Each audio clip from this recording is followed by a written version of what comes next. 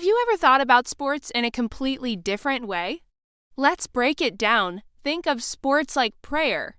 Some people pray alone in private. That's like going for a solo run or lifting weights by yourself.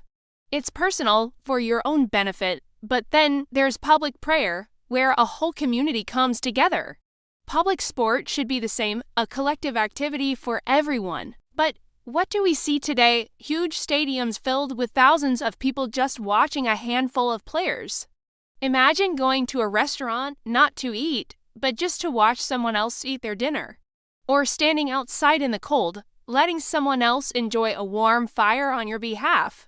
Sounds absurd, right? Yet, we do this with sports all the time. We let a small group of athletes monopolize an activity that should belong to everyone. Society pays for the massive stadiums, the fancy training facilities, all the infrastructure. And for what? So we can sit on the sidelines and cheer for a team or an individual who gets all the benefits. The health, the joy, the sense of accomplishment, it's all theirs, while the masses just watch.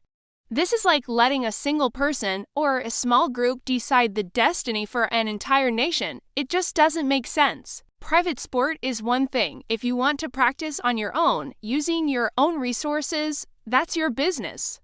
But public sport, the kind that uses public funds and facilities, that's a public need. It's for everyone. You can't have a representative go to the gym for you. You won't get stronger just by watching them lift weights. Their physical and mental benefits can't be magically transferred to you. So why do we accept this in sports? Why do we allow sporting clubs to become these giant, monopolistic institutions? They control the money, the facilities, and the very definition of sport itself. They operate just like any other system that concentrates power, wealth, or weapons in the hands of a few.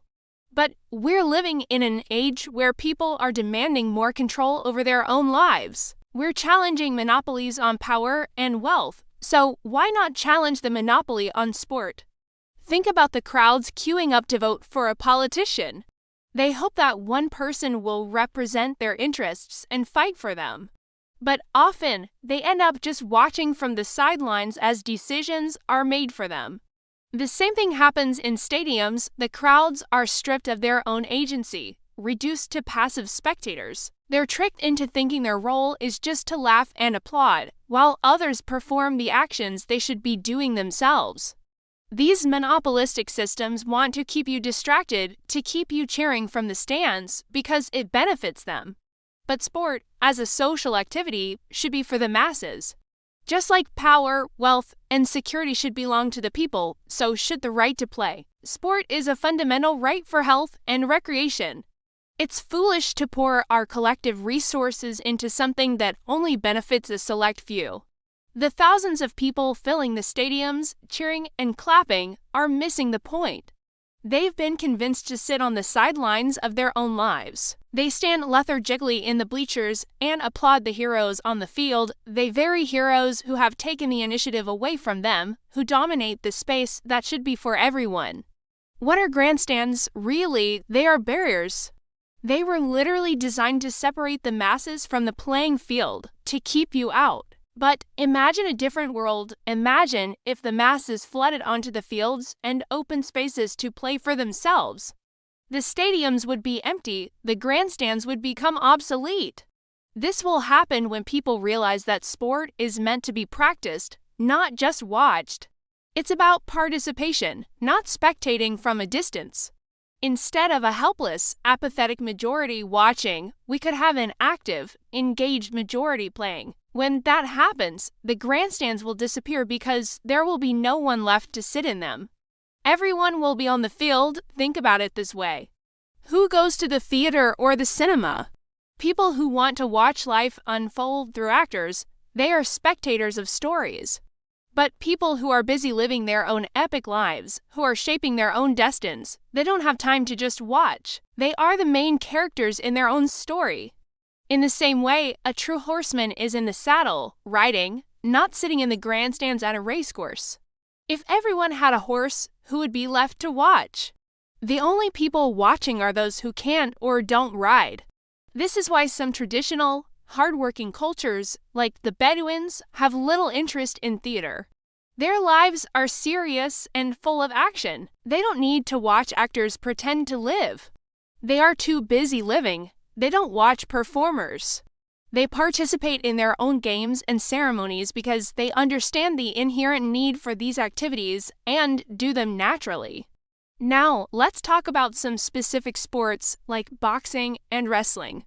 These sports are a reflection of a more savage part of our history. Think about it. We used to have things like human sacrifice and pistol duels. We look back on those practices now and can't believe they were ever considered normal. We've evolved past them. Boxing and wrestling are on the same trajectory. As humanity becomes more civilized, more sophisticated, we will inevitably move away from sports that celebrate brutal, physical confrontation for entertainment. In a few decades, or maybe a century, we'll look back at boxing and wrestling the same way we look back at duels, with a sense of regret and disbelief. The more we evolve as a species, the less tolerance we'll have for encouraging or participating in such primal violence. The future of sport is not in bigger stadiums or more spectators. The future of sport is participation. It's about reclaiming our public spaces, our health, and our right to play. It's about tearing down the grandstands, both literally and metaphorically, and getting everyone on the field. Sport is not a show to be watched, it's a life to be lived. So, the next time you think about sports, ask yourself, are you a spectator or are you a player? Not just in the game, but in your own life. Let's create a world where everyone is a player, where the stadiums are empty because the fields are full. Let's make sport a true activity for all people, by all people. Thanks for watching. What are your thoughts on this? Let me know in the comments below. And if this sparked an idea in you, don't forget to like and subscribe for more content that challenges the way we see the world. See you next time.